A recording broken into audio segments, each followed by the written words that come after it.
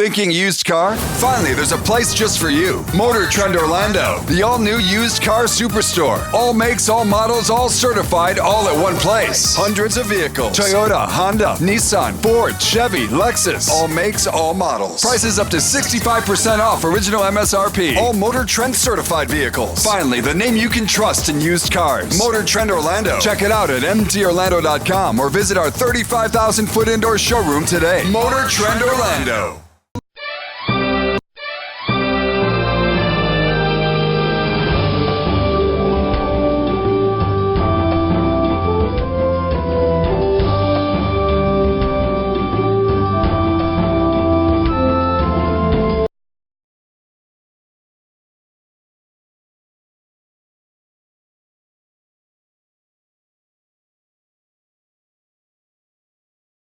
They took the goal last time, so it fucks me up totally. You know?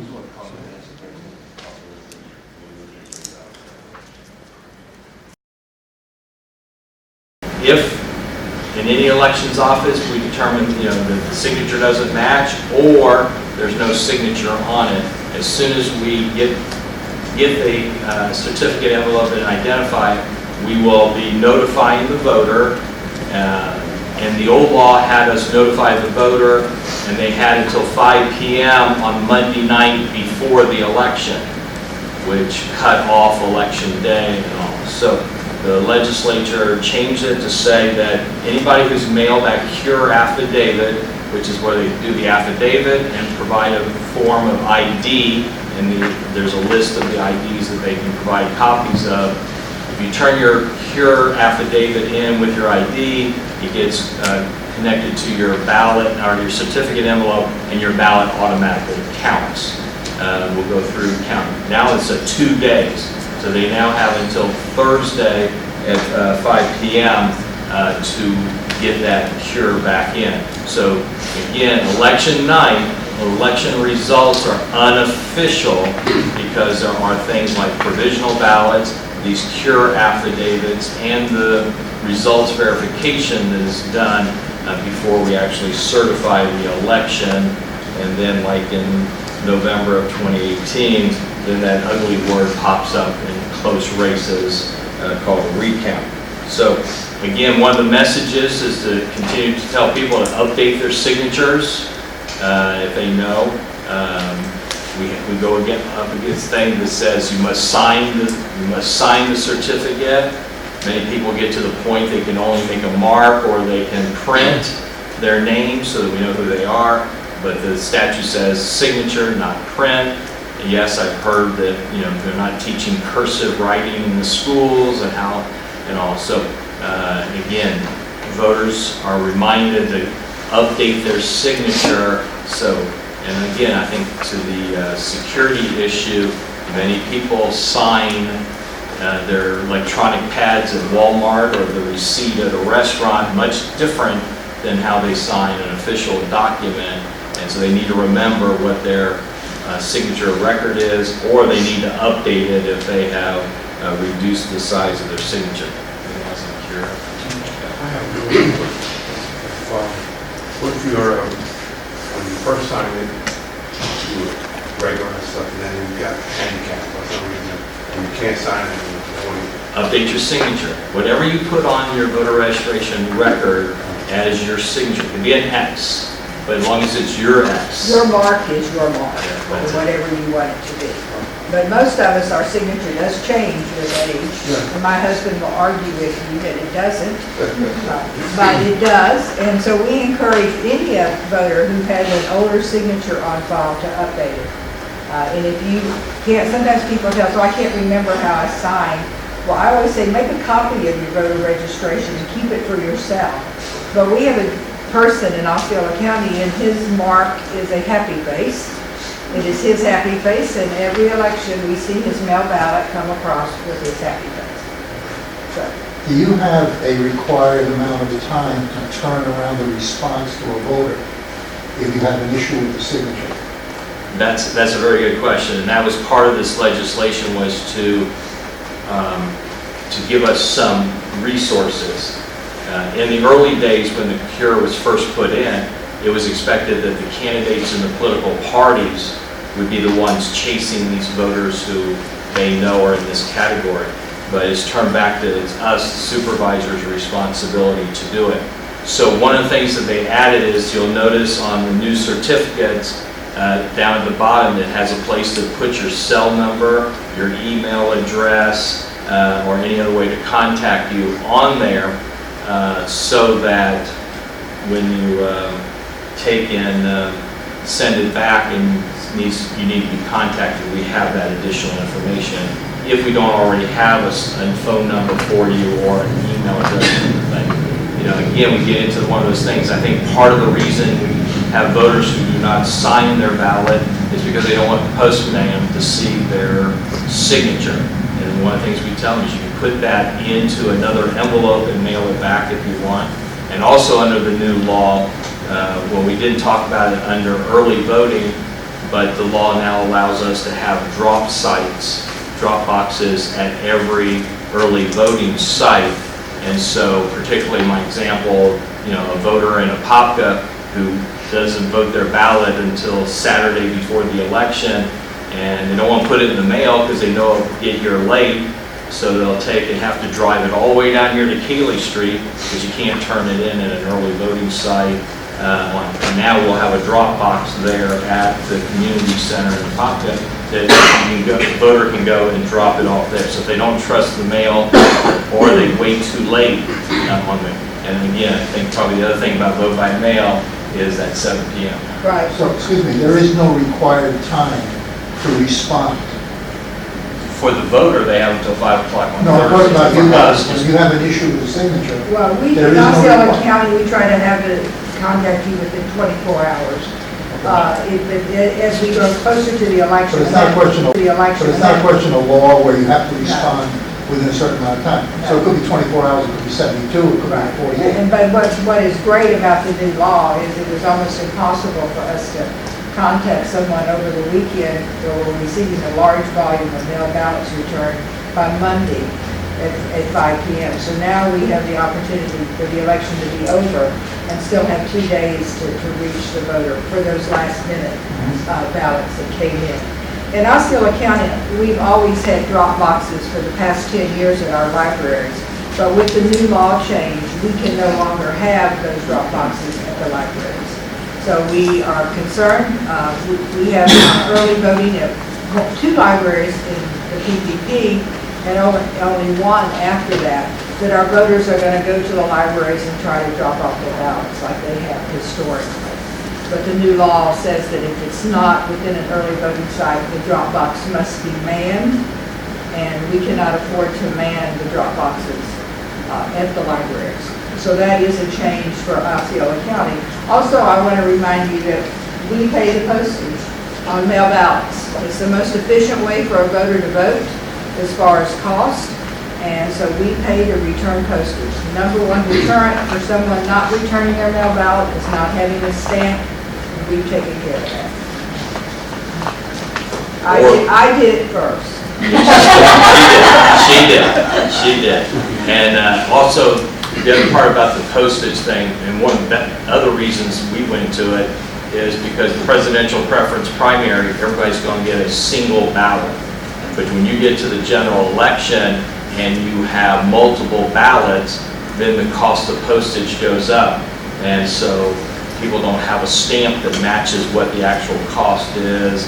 And then, of course, the big secret got out that we all had arrangements with the post office to pay for the postage on those ballots if they didn't put anything on it. So then you all reported that you don't have to put a stamp on it, and then that made us make the decision and do that. So, all right, question? When does the extra 2 days to cure take effect? Is it the presidential preference? Yes. It's law. Okay, it's law now. And then when you get a vote by mail and you get it in the envelope and you look at the envelope, when do you start examining that part of the signature? Do you wait until As soon as it comes in. Yeah, that day.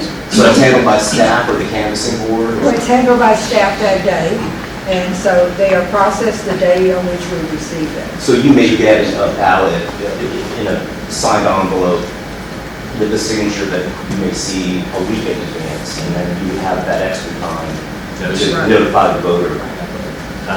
In both cases, we said either the 40th or the 39th day before the election, we're mailing out the first of everything that we have. So as soon as they come back in, the comparison is started by staff so that we can get that cure notice out. Then all the ones that have been sent on cure notice, they're going to be held for the canvassing board to review. But again, the canvassing boards will now be provisionally rejecting them based on the fact that the voter themselves have up until 5 p.m. 2 days after the election. And part of that the 2 days afterwards was also put in because if a voter votes a provisional ballot, and when the provisional ballot comes back, the signature they put on the provisional ballot doesn't match their record. They too have till that second day at 5 p.m. to do the affidavit, and they also have the chance to also tell us why they were eligible to vote and they shouldn't have had a provisional. The last two things on, yes, John? All right, so make sure I'm understanding. The vote by mail, you will have drop boxes at the early voting sites, and that's new. Now, Well, yeah. okay, but for the primary in August and the general in November, people can take the ballots, correct? Or is there a drop box? There'll be drop boxes at the early voting sites for all elections. Okay, for early voting, how about the day of? Early, day of, no. Now, the day of, that's a good point, John. The day of, the ballot has to come here because this is, first off, Florida law says vote by mail ballots must be here by 7 p.m. election night. Unlike other states that people have come from, where they could still get them postmarked, but they could get here 2, 3, 5 days afterward. Florida law, it has to be in this building or our office by 7 p.m. election night. So they have to bring it. But the option, though, is, and we encourage, particularly somebody from a popper, go to your polling place, surrender it, and vote a regular ballot in the polling place. And so for election day, but they'll only be at the early voting sites up till the Sunday before the election when we close. The last two items on here are active legal issues that have not yet been resolved. Obviously, the first one on here is the ballot rotation. Who goes first on the ballot? That has not been heard. It's not been resolved yet. Current Florida law says the party of the governor, based on the last general election for governor, is the party that goes first. Then the second position is the other major party, and then it goes to the minor parties, and then no party affiliation, and then the dreaded write-ins. That's in review. We do not know what's going to happen with it. Our state association is of the opinion that it should just go like the nonpartisan races and just do an alpha order is our preference for that. But there's a whole lot of scenarios being discussed, but the court has not heard that. And the last one is Amendment 4. And it appears that there's no resolution to it yet. The Supreme Court has not responded to Governor DeSantis, and the Court of Appeals in Atlanta has not taken up. They do have a date in April for a hearing. Right now, filings, briefs, and all are being submitted. But at this point, it's definitely not going to be resolved in March 17th presidential preference primary election, and whether it'll be done in time for the others. And then the other part is, what do they determine is the process for verification of the information, and we don't know what that is. And we've got the Florida legislature that just started yesterday. Do they change the law? So there's a lot of moving parts, and there are no answers to what's going to happen from us. Thinking used car? Finally, there's a place just for you. Motor Trend Orlando, the all-new used car superstore. All makes, all models, all certified, all at one place. Hundreds of vehicles. Toyota, Honda, Nissan, Ford, Chevy, Lexus. All makes, all models. Prices up to 65% off original MSRP. All Motor Trend certified vehicles. Finally, the name you can trust in used cars. Motor Trend Orlando. Check it out at mtorlando.com or visit our 35,000-foot indoor showroom today. Motor Trend Orlando. Yes, Greg.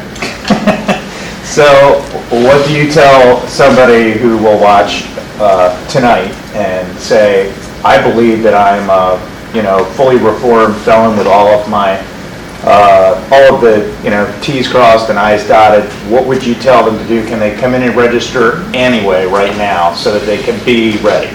Since January the 8th, when that amendment went into effect, in 2019, we told individuals, if you believe that you met the requirement of that statute, then go ahead and register to vote. Right. Same in Osceola and pretty much around the state. Would they be turned away on March 17th though? Even if they've registered to vote?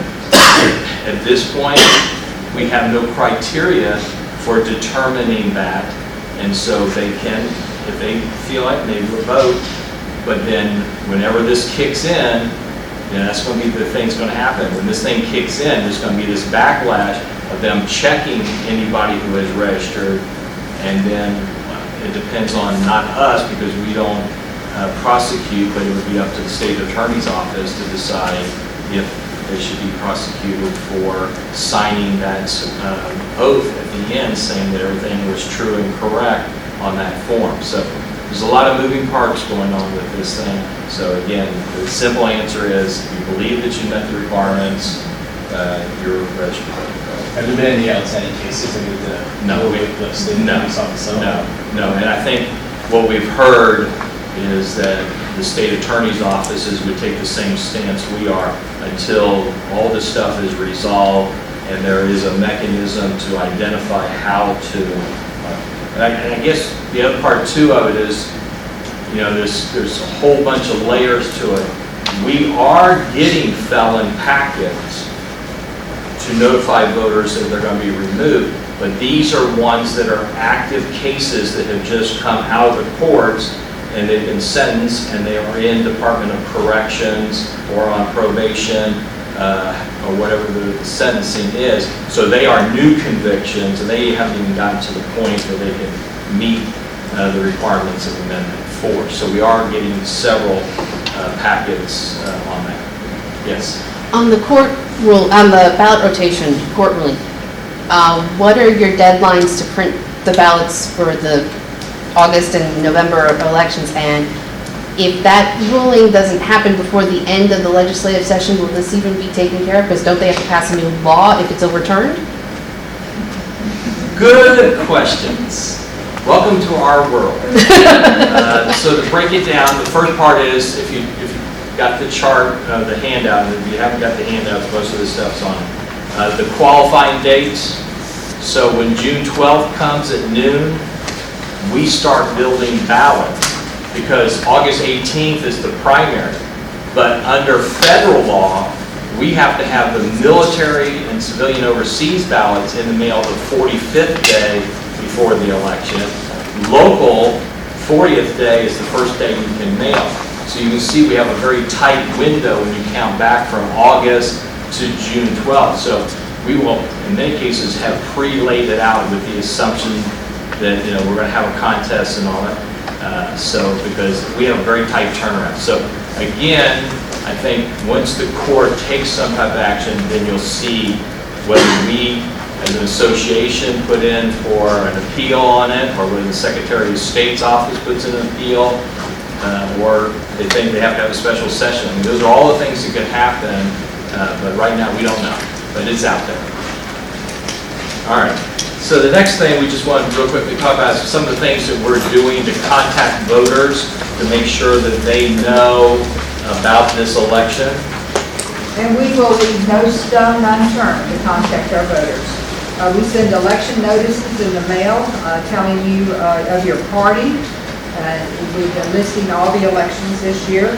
Sample ballots go out before early voting begins, so you will know, again, your party, your polling location, and the ballot you receive in the mail looks like the ballot you will receive at your polling location. Vote by mail ballots are a good notification. If I mail you a ballot, I'm telling you there's an election. Voter information cards are sent out to our voters anytime there's a change. We use social media, Twitter, Facebook. We have e-newsletters we send out no less than quarterly. We have a wealth of information on our website, voteosceola.com. Every page of our website is translated into Spanish. So we have basically dual sites. We have a Spanish site and an English site. And we also offer a text service. If you sign up to receive text messages, you will receive text messages on a regular basis, like mail ballots were mailed today. Or today is the last day to change your party. So we send out text messages for those voters who have signed up for that. And another good point too is that both.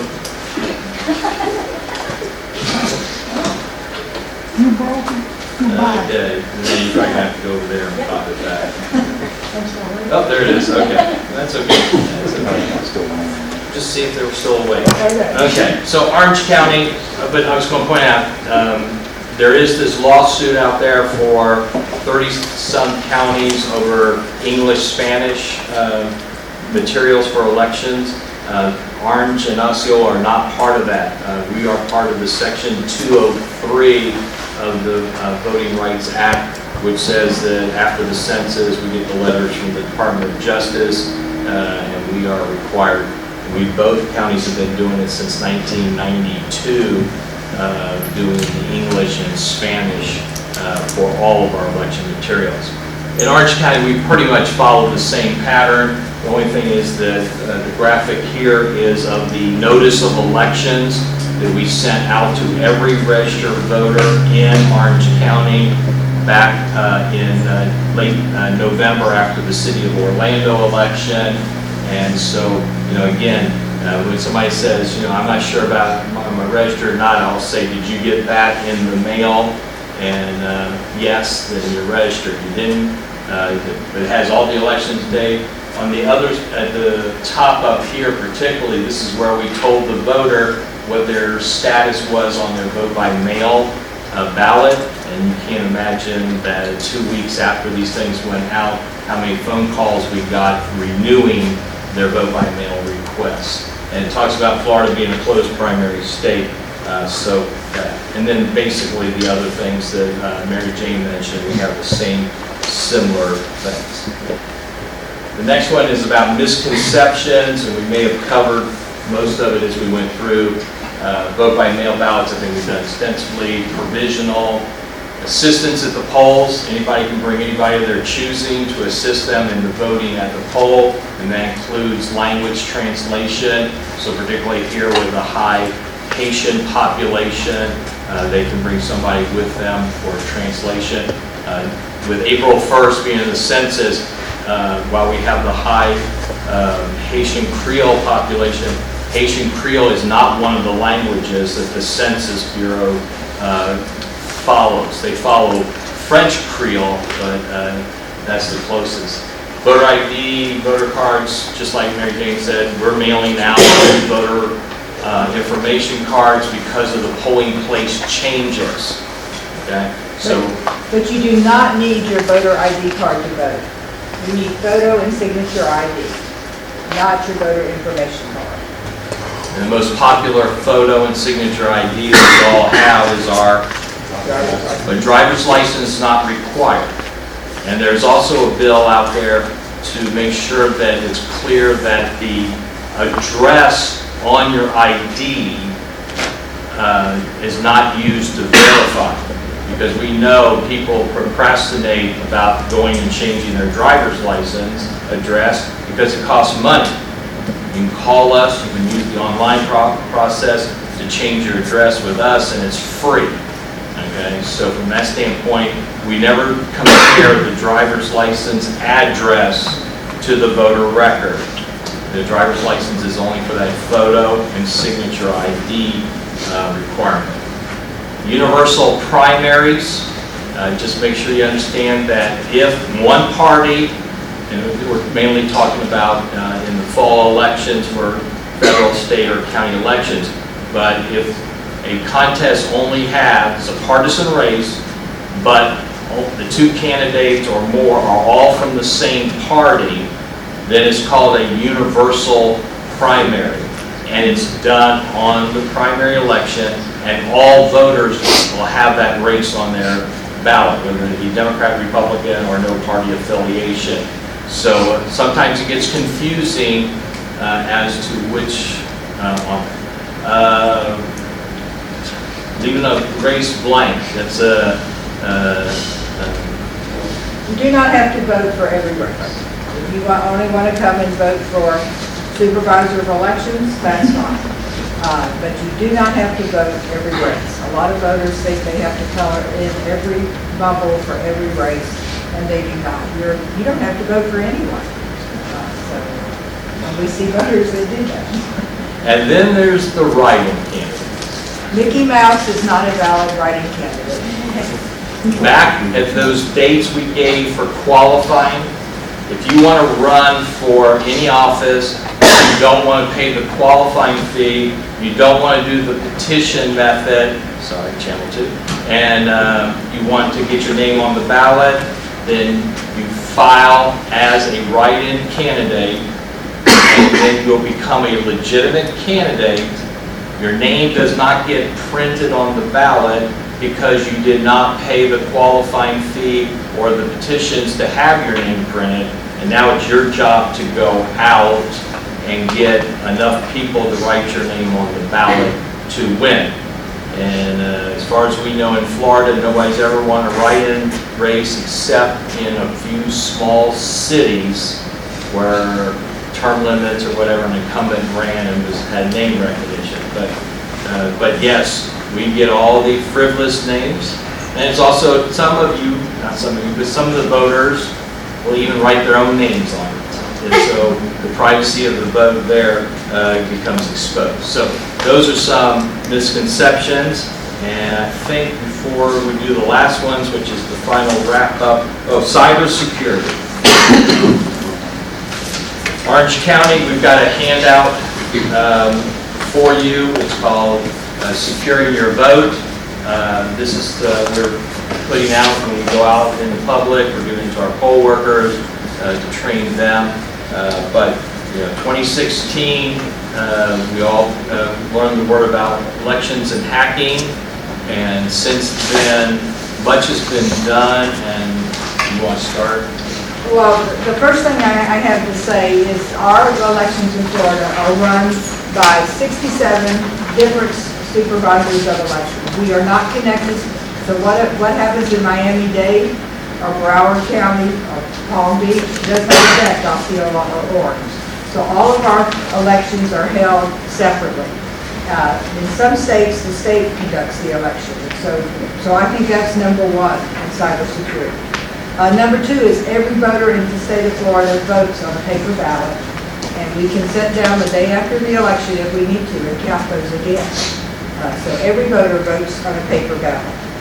Our voter registration and our tabulation systems are not connected. They're two separate systems that are not connected. They do not intertwine. We do pre-election testing of every piece of equipment that is going to be tabulating ballots. Mail ballots, early voting ballots, election day ballots.